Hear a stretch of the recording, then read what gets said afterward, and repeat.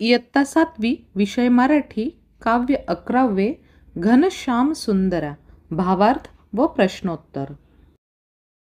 बालमित्रांनो, घनश्याम सुंदरा या काव्याची रचना करणारे होनाजी हे पेशवे काळात महाराष्ट्रभर लोकप्रिय असणारे शाहीर होते. त्यांनी खूप गाणी, लावण्या, पोवाडे रचले आहेत. पण त्यांच्या या भूपाळीमुळे त्यांचे नाव अजूनही लोकांच्या मुखी येते. त्यांच्या बाळा या मित्राचे नाव ते आपल्या लावणीमध्ये गुंफून घेत असत. मराठीत राम, कृष्ण, विठ्ठल, गणपती अशा देवांच्या भूपाळ्या कवींनी रचल्या आहेत. पहाटे देवळात तर या भूपाळ्या म्हणतातच, पण पूर्वी घराघरातील स्त्री पुरुष भूपाळ्या म्हणत असत. या भूपाळीत कृष्णाला त्याची आई यशोदा किती लाडाने व मायेने उठवते ते आपण पाहूया. बालमित्रांनो, सुरुवातीला आपण या भूपाळीचे गायन करूया. घनश्याम सुंदरा श्रीधरा अरुणोदय झाला, उठी लवकरी वनमाडी उदया चढी मित्र आला. सायंकाळी एके मेळी द्विजगण अवघे वृक्षी, अरुणोदय होताच उडाले चरावया पक्षी. करुणी सडा सम्मार्जन गोपी कुंभ घेऊनी कुक्षी. यमुना जळासी जाती मुकुंदा दध्योधन भक्षी. हे माझे पाडसे सावडी उठी कृष्णा माई. सिद्ध सवे बडी राम घेऊनी गोधने वना जाई. कोटी रवीहून तेज आगडे तुझिया वदनाला. होनाजी बाळा नित्य ध्यातसे हृदयी नाम माळा. घनश्याम सुंदरा श्रीधरा अरुणोदय झाला, उठी लवकरी वनमाळी उदया चढी मित्र आला. बालमित्रांनो, आता आपण काव्यपंक्तींचा अर्थ समजून घेऊया. घनश्याम सुंदरा श्रीधरा अरुणोदय झाला, उठी लवकरी वनमाळी उदया चढी मित्र आला. या काव्यपंक्तींमध्ये यशोदा आपल्या कृष्णाला उठवताना म्हणते, हे सुंदर अशा श्रीकृष्णा, श्रीधर घनश्यामा, पहाट झाली आहे, सूर्य उगवला आहे. अरे वनमाळी, फुलांची माळ घालणाऱ्या कृष्णा, उठ, तुझा मित्र म्हणजेच सूर्यसुद्धा उगवला आहे. सायंकाळी एके मेळी द्विजगण अवघे वृक्षी, अरुणोदय होताच उडाले चरावया पक्षी. कवी या पंक्तींमध्ये सांगू इच्छित आहेत की संध्याकाळच्या वेळेस पक्ष्यांचे समूह स्वगृही झाडांवर एकत्र आले होते आणि ते सुद्धा सकाळ होताच पुन्हा आपल्या चाऱ्याच्या शोधात घरट्यातून बाहेर पडले आहे. जणू संपूर्ण निसर्ग जागा झाला आहे. त्यामुळे हे कृष्णा, तू सुद्धा आता लवकर उठ. करुणी सडा सम्मार्जन गोपी कुंभ घेऊनी कुक्षी. यमुना जडासी जाती मुकुंदा दध्योदन बक्षी. या काव्यपंक्तींमध्ये असे सांगितले आहे की गोपिका आपल्या अंगणात सडा शिंपडून तसेच घरातील सफाई करून कमरेवर घडा घेऊन यमुना नदीचे पाणी आणायला जात आहेत. तर त्या जाताना कृष्णाला हाक मारतात, अरे मुकुंदा, तू सुद्धा उठ, दही आणि भात खा, उशीर झाला आहे, आता तरी तू लवकर उठ. हे माझे पाडसे सावडे, उठी कृष्णा माई, सिद्ध सवे बळीराम घेऊनी गोधने वना जाई. या काव्यपंक्तींमध्ये कवी असे सांगत आहेत की यशोदा प्रेमाने म्हणते, अरे माझ्या सावड्या पाडसा, आता तरी उठ, तुझा मोठा भाऊ बलराम सुद्धा तयार आहे. तो गोधन म्हणजेच गाई घेऊन वनात जात आहे, तू सुद्धा त्याच्याबरोबर जा. कोटी रवीहून तेज आगडे तुझिया वदनाला, होनाजी बाळा नित्य ध्यातसे हृदय नाम माळा. कवी या पंक्तींमध्ये सांगू इच्छित आहेत की कृष्णाचे मुख कोट्यावधी सूर्यापेक्षा अधिक तेजस्वी आहे आणि होनाजी बाळा दररोज हृदयात त्या श्रीकृष्णाचे ध्यान करून त्याच्या नावाची माळ जपतात. बालमित्रांनो, आता आपण काव्यातील काही शब्दांचा अर्थ जाणून घेऊया. सूर्य, रवी, मित्र, अरुणोदय, सूर्योदय, द्विजगण, पक्ष्यांचा समूह, सडा संमार्जन, झाडलोट, सडा शिंपणे, सफाई, कुंभ, माठ, घागर, कळशी, कुक्षी, कमरेवर, दध्योदन, दही आणि भात, पाडस, बाळ किंवा पिल्लू, सिद्ध, तयार, सवे, सोबत, गोधन, गाय रूपी धन, वदन, मुख, चेहरा, नित्य, नेहमी, ध्यातसे, ध्यान करतो, नाममाळा, देवांच्या नावाचा जप. शब्दसमूहासाठी एक शब्द. उदयाचळ, पूर्व दिशेकडील ज्या डोंगराआडून सूर्य उगवताना दिसतो तो डोंगर. मित्रांनो, संवादासाठी दिलेल्या या प्रश्नांची वर्गात चर्चा करायची आहेत. त्यांची उत्तरं आपणास लिहायची नाहीत. वर्गमित्रांसोबत या प्रश्नांची चर्चा करा. प्रश्न दुसरा. खालील काव्यपंक्ती पूर्ण करा. 1. उठी लवकरी वनमाळी, उदयाचळी मित्र आला. 2. करुणी सडा संमार्जन गोपी, कुंभ घेऊनी कोक्षी. 3. सिद्ध सवे बळीराम घेऊनी गोधने वना जाई. 4. कोटी रवीहून तेज आगडे तुझिया वदनाला. प्रश्न तिसरा. समानार्थी शब्द लिहा. 1. द्विजगण म्हणजे ब्राह्मण, पुजारी किंवा पक्ष्यांचा समूह. अरुणोदय, सूर्योदय, प्रभात. कुंभ, माठ, घडा, कळशी. वदन, मुख किंवा चेहरा. प्रश्न चौथा. खालील ओळींचा भावार्थ समजवा. 1. उठी लवकरी वनमाळी, उदयाचळी मित्र आला. याचा अर्थ असा होतो, पहाट झाली आहे, सूर्य उगवला आहे, म्हणून आई यशोदा कृष्णाला प्रेमाने उठवते. 2. यमुना जळासी जाती मुकुंदा, दध्योदन बक्षी. याचा अर्थ गोपिका पाणी आणायला यमुना नदीवर जात आहेत आणि त्या कृष्णाला म्हणतात, अरे मुकुंदा, उठ आणि दही भात खा. प्रश्न 5वा.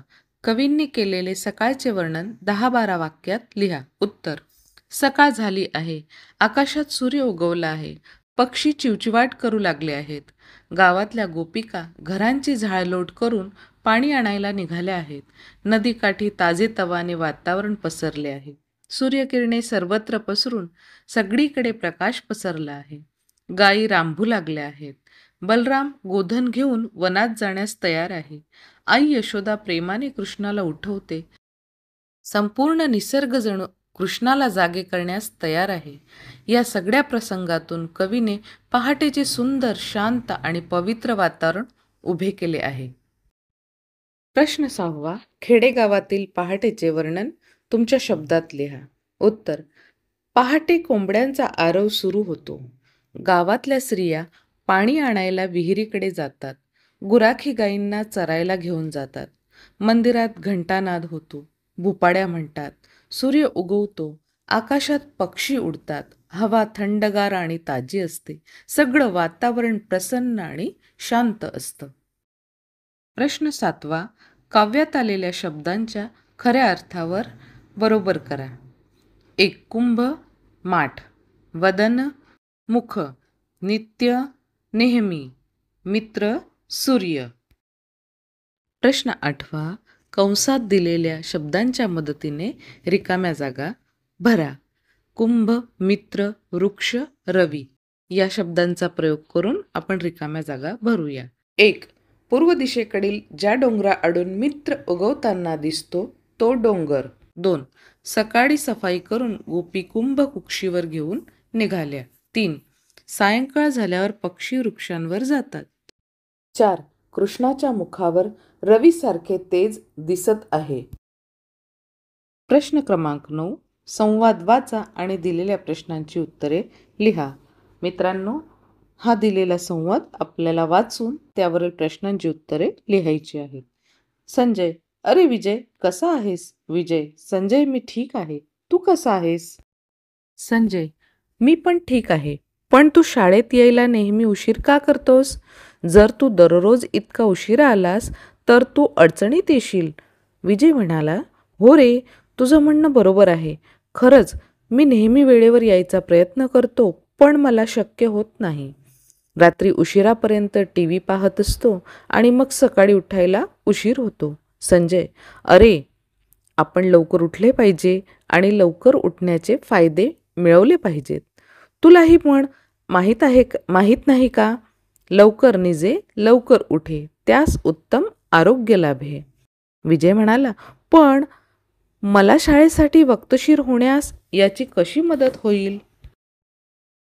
संजय म्हणाला: जर तू सकाळी लवकर उठलास तर तुला नाश्ता करायला, गृहपाठ करायला भरपूर वेळ मिळेल. त्यानंतर तू आंघोळ करून शाळेसाठी तयार होऊ शकतोस आणि वेळेच्या आधी पोहोचू शकतोस. विजय म्हणाला: हो रे, तुझे बरोबर आहे. सकाळी लवकर उठून मी माझ्या वेळेचा अजूनही सदुपयोग करू शकतो आणि मी सकाळी नदीकिनारी फेरफटका मारायलाही जाऊ शकतो. खरं तर मला आवडते ते. संजय म्हणाला: नक्कीच, सकाळी लवकर उठले तर मन आणि शरीर ताजेतवाने राहते. विजय म्हणाला: होय, तुझे म्हणणे बरोबर आहे. मी अज्ञानी होतो. रात्री उशिरा झोपण्यापेक्षा मी लवकर झोपत जाईन आणि सकाळी लवकर उठत जाईन. प्रश्न 1. विजय शाळेत उशिरा का येतो? उत्तर: कारण तो रात्री उशिरापर्यंत TV पाहतो आणि त्यामुळे सकाळी लवकर उठतो. 2. विजयची समजूत घालण्यासाठी संजयने कोणती म्हण सांगितली? उत्तर: लवकर निजे लवकर उठे, त्यास उत्तम आरोग्य लाभे. 3. लवकर उठण्याचे फायदे सांगा. उत्तर: लवकर उठल्याने आरोग्य चांगले राहते, वेळेवर कामे होतात, मन आणि शरीर ताजेतवाने राहते. प्रश्न 4. विजयने संजयच्या समजविल्यानंतर काय ठरवले? उत्तर: विजयने आता लवकर झोपून सकाळी लवकर उठेल असे ठरवले. 5. आपण लवकर उठून काय करू शकतो? उत्तर: आपण गृहपाठ करू शकतो, आंघोळ करून तयार होऊ शकतो आणि फिरायला जाऊ शकतो. प्रश्न 10वा. दिलेले प्रत्यय लावून शब्द बनवा. प्रत्यय: चा, शिक्षकाचा, देवाचा. ची, आईची, शाळेची. चे, घराचे, बागेचे. ऊन, घेऊन, देऊन. हून, देवाहून, फुलाहून. ने, हाताने, पायाने. ए, झाडे, घरे. शी, दाराशी, पायाशी. त, घरात, शाळेत. ई, गाई, आई. आ, गेला, आला. प्रश्न 11. खालील दिलेल्या शब्दातून प्रत्यय ओळखून लिहा. शब्द: गावात. प्रत्यय: त आणि त्यातून नवीन शब्द तयार केलेले आहेत. घरात, शाळेत. घराचे. प्रत्यय: चे, पाण्याचे, झाडाचे. शाळेतून. प्रत्यय: तून, शब्द आहेत घरातून, कार्यातून. कामाची. प्रत्यय आहे ची, देण्याची, गाण्याची. शब्द आहेत देवांच्या, प्रत्यय च्या, भावांच्या, शिक्षकांच्या. लहानशी.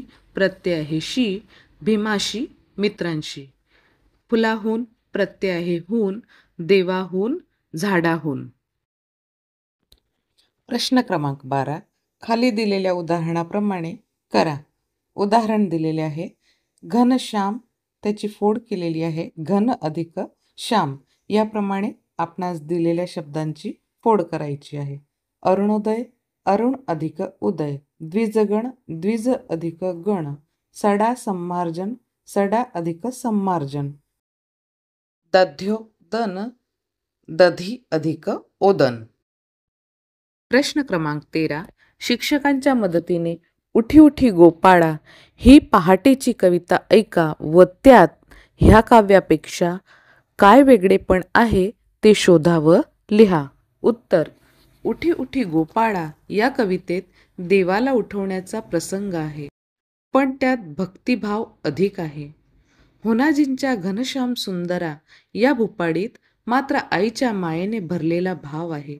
पहिल्या कवितेत भक्त देवाला उठवतो, तर दुसऱ्यात आई यशोदा प्रेमाने कृष्णाला उठवते. प्रश्न क्रमांक 14 वाचा आणि विचार करा.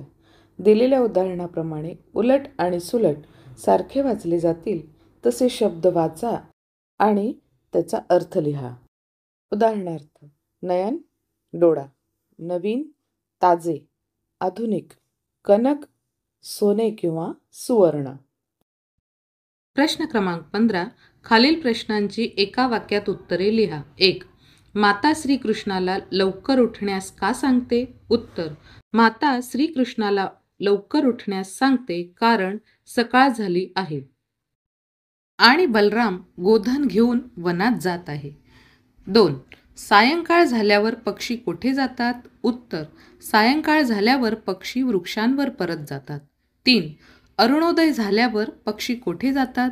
उत्तर: अरुणोदय झाल्यावर पक्षी चारण्यासाठी बाहेर उडतात. 4. माता कृष्णाला काय खाण्यास देते? उत्तर: माता कृष्णाला दही भात म्हणजेच दध्योदन खाण्यास देते. 5. कृष्णाचे मुख कसे दिसत आहे? उत्तर: कृष्णाचे मुख कोट्यावधी सूर्यापेक्षाही तेजस्वी दिसत आहे.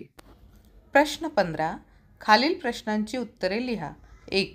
ह्या कवितेत श्रीकृष्णाची कोणकोणती नावे आलेली आहेत? उत्तर: ह्या कवितेत श्रीकृष्णाची घनश्याम, श्रीधर, वनमाळी, मुकुंद, बाळा ही नावे आलेली आहेत. 2. सकाळ झाल्यावर गोपी काय काय करतात? उत्तर: सकाळ झाल्यावर गोपी घरातील स्वच्छता करतात, तसेच अंगणात सडा शिंपडतात, घरातील इतर कामे करतात आणि माठ कमरेवर घेऊन यमुनेवर पाणी आणायला जातात. 3. कृष्णाला कोणाबरोबर वनात जाण्यास सांगितले आहे? उत्तर: कृष्णाला बलराम बरोबर गोधन घेऊन वनात जाण्यास सांगितले आहे. भाषा सज्जता. बालमित्रांनो, वाक्यात जे शब्द येतात ते त्यांच्या मूळ स्वरूपात म्हणजेच जसेच्या तसे सामान्यतः येत नाहीत. वाक्यात वापरताना त्यांच्या स्वरूपात बदल करावा लागतो. उदाहरण पाहूया. शेजारी, मधू, रस्ता, कुत्रा, काठी, मार असे शब्द एकापुढे एक ठेवल्याने काहीच बोध होत नाही. या शब्दसमूहाला वाक्य म्हणता येणार नाही. ते वाक्य होण्यासाठी शेजारच्या मधूने रस्त्यात कुत्र्याला काठीने मारले अशा स्वरूपात शब्दरचना करायला हवी. वरील उदाहरणावरून आपणास लक्षात आलेच असेल की नाम किंवा सर्वनामांना जी अक्षरे जोडली जातात त्यांना प्रत्यय असे म्हणतात आणि त्यामुळे शब्दाचे प्रतिरूपे तयार होतात. या ठिकाणी आपण एकवचन तसेच अनेक वचनात काही प्रत्यय आणि त्या शब्दांची रूप पाहूया. प्रत्यय. ने, ए, शी शब्दांची रूपे. फुलाने, फुलाशी. ऊन, हून, फुलाहून. चा, ची, चे फुलाचा, फुलाची, फुलाचे. त, ई, आ फुलात. अनेक वचनातील प्रत्यय आणि शब्दांची रूपे. नी, शी, ई, ही शब्दांची रूपे. फुलांनी, फुलांशी. ऊन, हून, फुलांहून. चे, च्या, ची फुलांचे, फुलांच्या. त, ई, आ फुलात